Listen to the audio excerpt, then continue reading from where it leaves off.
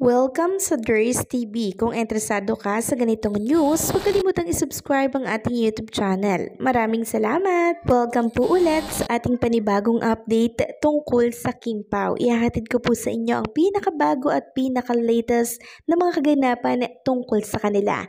Kaya naman kung hindi ka pa subscriber ng ating channel, pindutin nyo na ang notification bell para lagi kayong updated sa mga balitang trending at napapanahon. So, ayun, welcome back again sa ating YouTube channel mga King Pao, and for tonight's video nga pag-uusapan po natin ay tungkol sa mga importanteng kaganapan kina Kim and Paolo Abilino. So unahin natin nga pag-usapan ang tungkol dito sa pakik kay Chinita Princess kasi nga po 'di ba ang April ay birth month ni Chinita. So kung sa update natin kanina na topic na natin yung tungkol sa cake, ngayon may panibagong pa-cake na naman po kay Kim Chiu. At this time ay may pa very colorful itong cake na binigay po kay Kim Chiu. And syempre kay Paolo Abilino, tag-isa po ulit sila. So wala pa man po ang mismong birth date nitong si Kim Chiu, talaga naman po nagpapaulan na po ng mga cake ang mga Kim Pao fans. Ano pa kaya sa mismong date ng birthday nitong si Kim Chiu? Nauulan din kaya ang cake dito sa It's Showtime? And syempre sa special black screening nga po na pinuntahan ni Kim and Paolo Abilino ngayong araw po or kanina, nakita natin dito si Alden Richards. So talagang all out support din po itong si Alden Richards kay Kim and syempre kay Paolo Abilino na project, which is itong My Love Will Make You Disappear. Kaya doon sa mga talagang nanggagalaiti po, no, na mga fans po ng Kat din, tingnan nyo naman po yung mga iniidolo nyo. Talaga namang magkaka-close sila. Kaya wala po tayong rason para magalit at pag-awayin din po sila. So maraming salamat Alden Richards sa pa-block screening mo kay Kim and Paolo Abilino na pelikula. So ipiplex ko din sa inyo mga ka-Kim Pao itong picture ni Kim and Paolo. Kuha po ito sa ABS-CBN Ball na kung saan ay kasama niya po ang Golden Boy and syempre itong girlfriend netong si Carlos Yulo. So pinost daw ito ni Carlos Yulo sa kanyang account. Samantalang lubos pong nagpapasalamat si Kim Chiu sa talaga namang nanood at sumuporta po sa kanilang pelikula ni Paolo Abilino. Sabi niya nga dito kanina, salamat po sa lahat ng nanood na sa sinihan. Thank you din po sa block screening today. Maraming salamat din po for all the great reviews sa pelikula. And tinag niya po dito si Paolo Abilino and syempre ang Star Cinema. Samantalang isang Kim Pao group naman ang lubos ang pasasalamat po kay Kim and Paolo Abilino sa pagkaka-recognize po netong kanilang pa-block screening. Sabi nga po ni Jasmine, Team Abroad, we would like to extend our sincere thanks to Kim Chiu and Paolo Abilino for recognizing our hard work. Your support in liking and sharing our posts fills us with great happiness.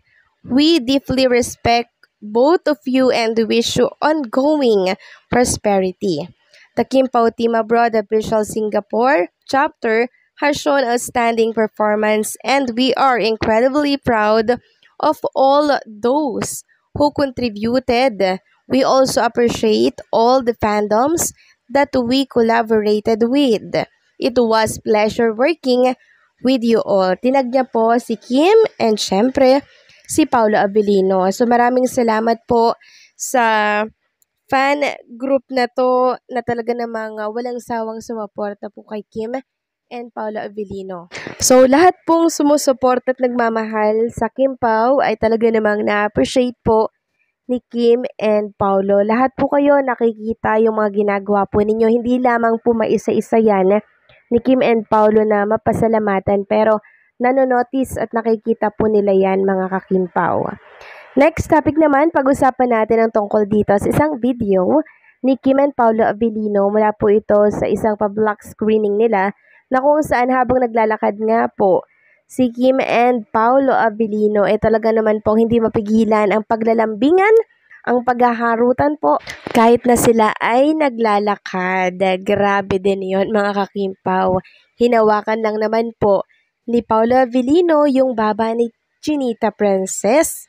Grabe, may pahawak ng mukha si Paolo Avellino. So, hawak po yun ng may karapatan, mga kakimpaw. Sabi nga nang nag-comment dito, teka, i-explain nyo yung pagkapit-kapit na yan at paghawak sa baba ni Kimi. Ba't naglalambingan kayo habang naglalakad? Sabi pa ng isa, Kimi, may mga language na talagang may pahawak pa ha. Diyos ko, dilulo na talaga ako sa inyo. Sinabihan na ako ng anak ko at asawa ko na buang na daw ako sa inyo. Grabe din, ano? So, ito namang ating pinagbabasehan, mga kakimpaw, nagmumula din po sa kanila. Katulad niyan, kitang-kita natin na talaga namang naglalambingan sila habang naglalakad. 'Di ba? In public place na.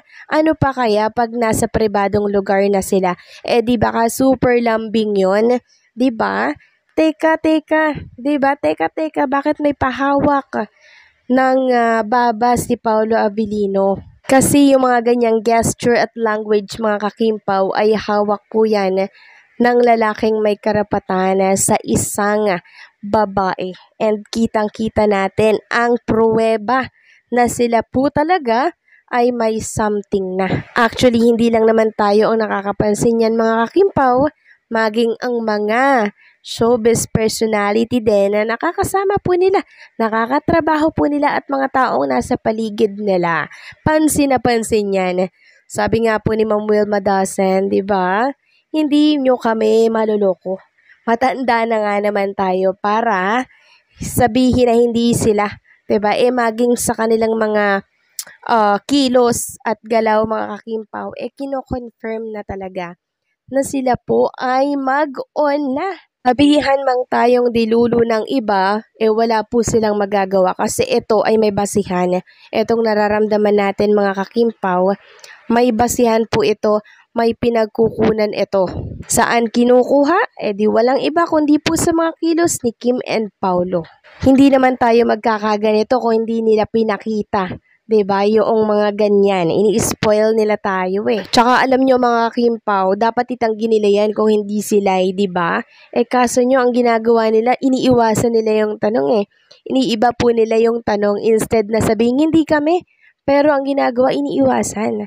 Ibig sabihin, hindi muna ngayon sila pwedeng umamin at trabaho muna ang kanilang pwedeng asikasuhin.